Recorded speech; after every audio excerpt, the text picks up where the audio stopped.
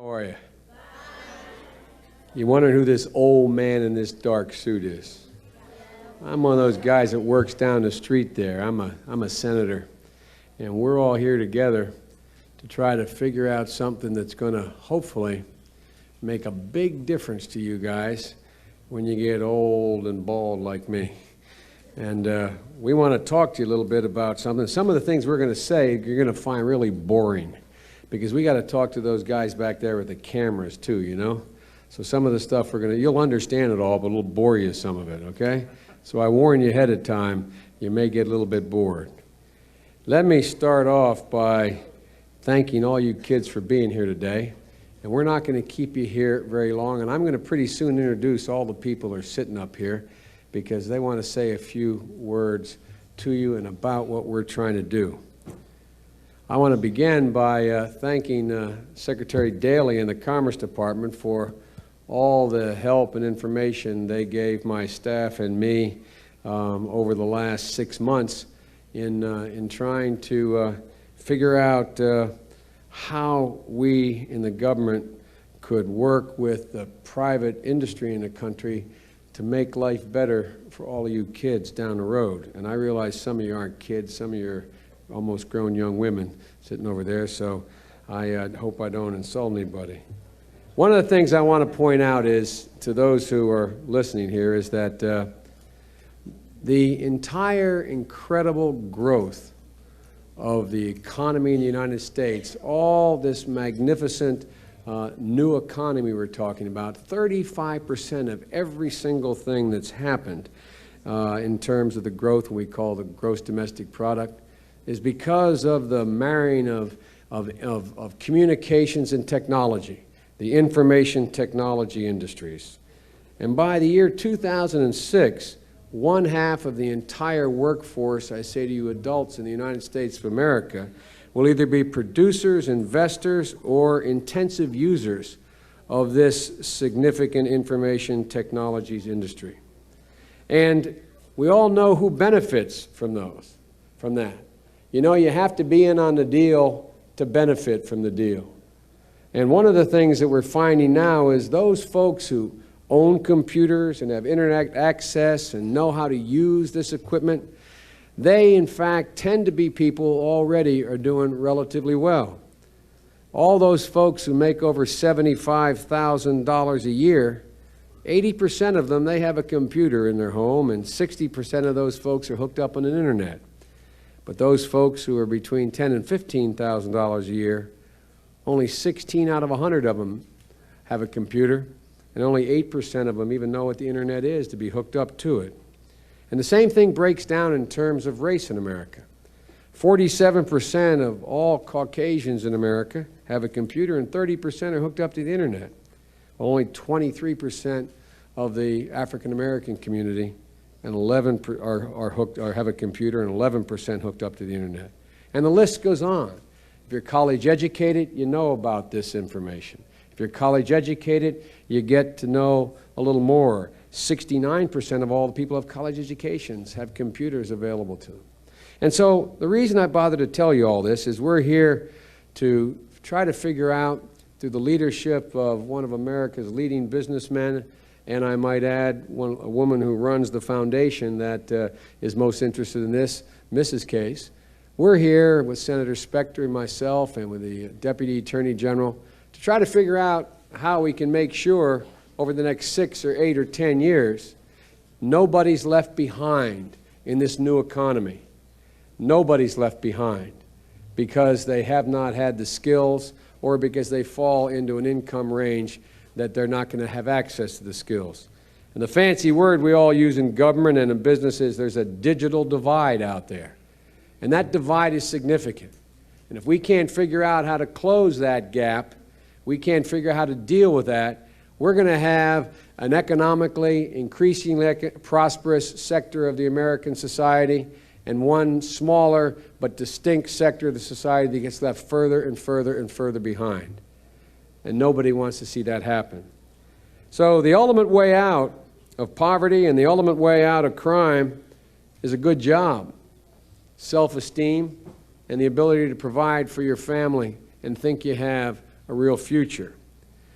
You know, Mr. Case will know this much better than I, but I sit on a committee with Senator Specter called the Judiciary Committee, and we vote every year for how many visas we're going to give people to come into the United States. And millions of people want to come into the United States. Millions.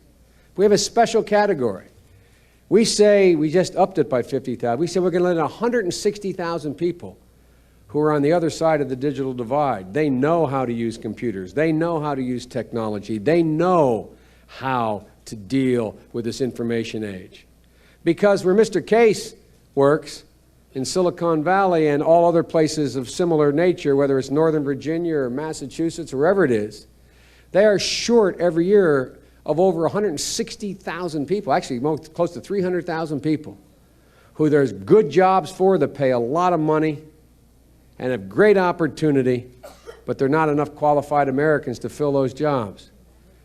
And I just say to those who are listening, or will listen to this on the media, can you imagine if you were able to say, we're going to go, instead of looking for 160,000 people in the far abroad to come and get these good jobs, we're going to go into the inner cities of America and pick out 160,000 qualified young black and Hispanics and young white children who came from a circumstance where they had no serious economic opportunity. And what would you say if we were able to say that we could get all 300,000 people that are short come out of those neighborhoods? As someone said to me in the other room, that has an effect of the changing America in a significant way. And so what we're all about here is not about statistics, about making sure these kids in this room have the same access and opportunity that the kids who live in affluent neighborhoods have when they walk home and can plug in a computer is plugged in and they can hook into the internet and learn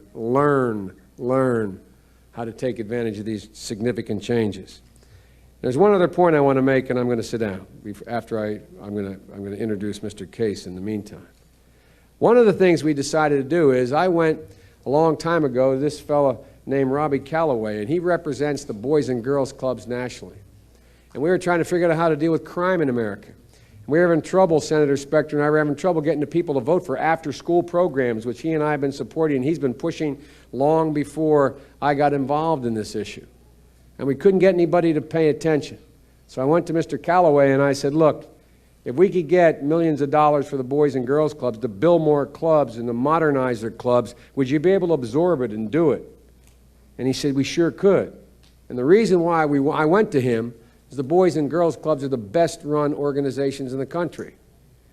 And so we started off and we had a significant impact on generating new growth in Boys and Girls Clubs. And so when we had this idea about how to make sure we don't leave people behind and to get the federal government to do its part in this thing, it dawned on me very early, and I want to thank Alan Hoffman and my staff, this is really his idea. He said, where do we go? I said, go to the Boys and Girls Club. And here's what we came up with.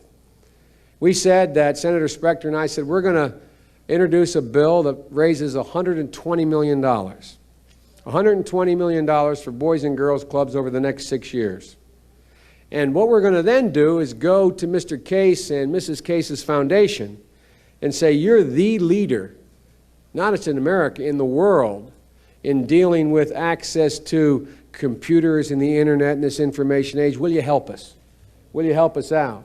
Because they were already doing this. They were already deeply involved in this. They were already getting together all these companies to figure out how they could help you kids get to the point where you could end up making very good livings. And so we had a little bit of a marriage here. And so here's what we're going to do.